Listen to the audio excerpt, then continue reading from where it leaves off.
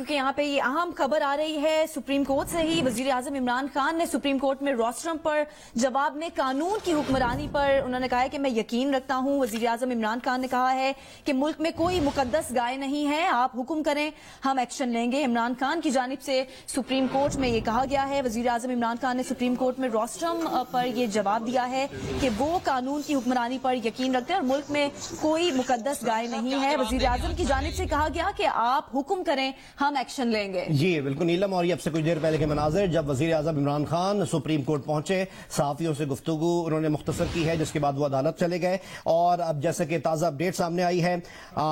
وزیر اعظم عمران خان نے supreme court میں روسٹرم پر ججز کا جواب دیتے ہوئے یہ کہا ہے کہ میں قانون کی حکمرانی پر یقین رکھتا ہوں, ملک میں کوئی مقدس گائے نہیں ہے. وزیر اعظم عمران خان نے سپریم کورٹ میں جج صاحبان کو مخاطب کرتے ہوئے یہ کہا ہے کہ ملک میں کوئی مقدس گائے نہیں ہے.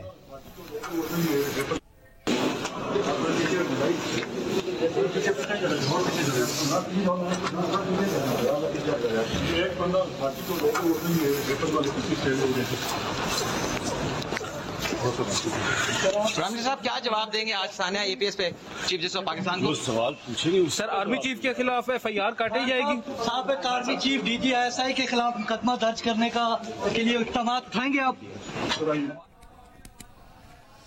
وزیر اعظم عمران خان نے سپریم کورٹ میں روسٹرم پر جواب دیتے ہوئے کہا ہے کہ وزیر اعظم قانون کی حکمرانی پر یقین رکھتے ہیں, ملک میں کوئی مقدس گائے نہیں ہے. وزیر اعظم نے سپریم کورٹ میں کہا کہ آپ حکم کریں ہم ایکشن لیں گے. وزیر اعظم عمران خان اس وقت سپریم کورٹ میں موجود ہیں. اے پی ایس کیس میں سپریم کورٹ نے ان کو طلب کیا تھا, جس پر وزیر اعظم عمران خان عدالت پہنچے ہیں اور اس وقت روسٹرم پر موجود ہیں. جو تازہ اپڈیٹ ہمیں موصول ہوئی ہیں, وزیر اعظم عمران خان نے سپریم کورٹ میں روسٹرم پر جواب دیتے ہوئے کہا ہے کہ میں قانون کی حکمرانی پر یقین رکھتا ہوں. ایک بار دوبارہ ہمیں جوائن کیا ہے منیب فاروق نے. منیب, آپ قانون کا بہت بہتر انداز میں جانتے ہیں, آپ کیا سمجھتے ہیں کیا گنجائش ہے کہ سیکیورٹی لیب سے متعلق جو جسٹس ابراہیم کمیشن رپورٹ تھی اس سے متعلق کیا احکامات دیے جا سکتے ہیں وزیر اعظم عمران خان کو؟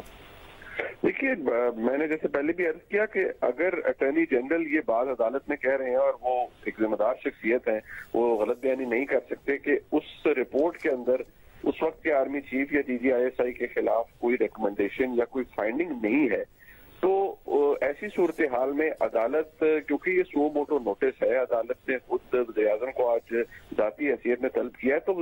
عدالت کے پاس تو جیسے میں نے عرض کیا وسیع اختیار ہے, وہ وزیر اعظم کو حکم دے سکتی ہے کہ ہم عدالت یہ سمجھتی ہے کہ اس وقت کے ڈی جی آئی ایس آئی یا اس وقت کے آرمی چیف کے خلاف کوئی مقدمہ درج کیا جائے, ان کے خلاف کوئی کارروائی کی جائے, اور وزیر اعظم پابند ہے. اور اگر وزیر اعظم یہ کہہ رہے ہیں کہ ملک میں کوئی مقدس گائے نہیں ہے تو اس کے بہت سے معنی لیے جا سکتے ہیں. آج کی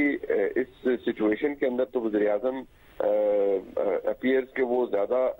بالکل تیار ہیں, وہ صرف سپریم کورٹ کے حکم کا انتظار کر رہے ہیں کہ وہ کوئی فیصلہ یا حکم سنائیں تاکہ جس کے نتیجے میں وزیر اعظم یا حکومت پاکستان کو کارروائی کرے. لیکن یقینی طور پر جب یہ اگر اس طرح کا کوئی حکم آ جاتا ہے وزیر اعظم کے لیے, یہ کارروائی کی جائے سابقہ آرمی چیف اور سابقہ D G I S I کے لیے کے خلاف کوئی حکومت اقدامات اٹھائے, تو یقینی طور پر وہ بھی ایک تاریخی لمحہ ہوگا وزیر اعظم پاکستان کے لیے, ہمارے ملک کے لیے, حکومت کے لیے, کہ ایک بہت بڑا سانحہ جو کہ پاکستان کی تاریخ میں ایک بدترین دن کے طور پر جانا جاتا ہے, اس دن کی ذمہ داری ڈالی جائے گی سیکیورٹی لیبس کی اس وقت کے آرمی چیف پر اور اس وقت کے ڈی جی آئی ایس آئی پر. یقینی طور پر قانونی نقطہ, سوری آپ اپنی بات بھی پوری کیجیے گا, یہ بھی ایڈ کر لیجیے گا, اٹارنی جنرل نے جو قانونی نقطہ کے حساب سے ہی کہا ہوگا, عدالت کو یہ کہا انہوں نے کہ اعلیٰ حکام کے خلاف کوئی ایف آئی آر درج نہیں کی جا سکتی, تو پھر ممکنہ طور پر جن کے بات کی جا رہی ہے اعلیٰ حکام کے خلاف ایف آئی آر والی, تو جب کوئی گنجائش ہی نہیں تو پھر کیا کہا جا سکتا ہے؟ دیکھیے, میں نے جیسے میں پہلے اچھا آپ کو بتا رہا ہوں کہ بے شک یہ ایک بات اپنی جگہ درست ہے کہ پاکستان کے اندر جو مروجہ قانون ہے, اگر کوئی دہشت گردی کا واقعہ ہوتا ہے, پریکاشنز بھی لی جاتی ہیں, اسیسمنٹ بھی ہوتی ہے, رسک اسیسمنٹ بھی ہوتی ہے, اس کے نتیجے میں پھر بھی کوئی اگر اس طرح کا واقعہ ہو جاتا ہے تو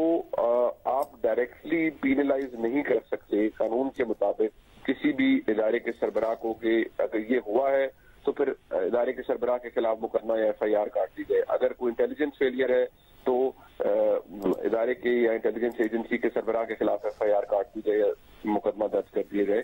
कानूनी तौर पर ये हो नहीं सकता, इट्स नॉट अ प्रैक्टिस। और अगर ये हो, अगर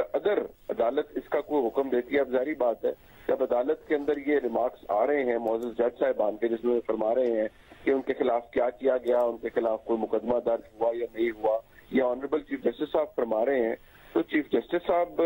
से ज्यादा तो इस मुल्क में एज्यूम के कोई कानून या आइन को नहीं समझता। अगर वो ये समझते हैं कि इस साने के अंदर जिसमें 147 लोग शहीद हुए, जिनमें से 132 बच्चे थे,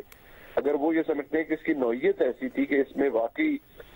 उस वक्त के आर्मी चीफ और उस वक्त के इंटेलिजेंस एजेंसी के सरबराह के खिलाफ मुकदमा दर्ज होना लाजिम है, तो फिर अदालत के हुक्म पर ये होगा। याद रखिए कि हमारा हम कॉमन लॉ जुरिस्डिक्शन है, हमारे यहाँ हर वक्त जो रिटन लॉ होता है उसके ऊपर मुकदमात नहीं होते, ये जजमेंट लॉ भी होता है। सुप्रीम कोर्ट जो हुक्म दे देगी वो भी कानून होगा और उस पर अमल करना वज़ीर-ए-आज़म पाकिस्तान के लिए लाजिम होगा। लिहाजा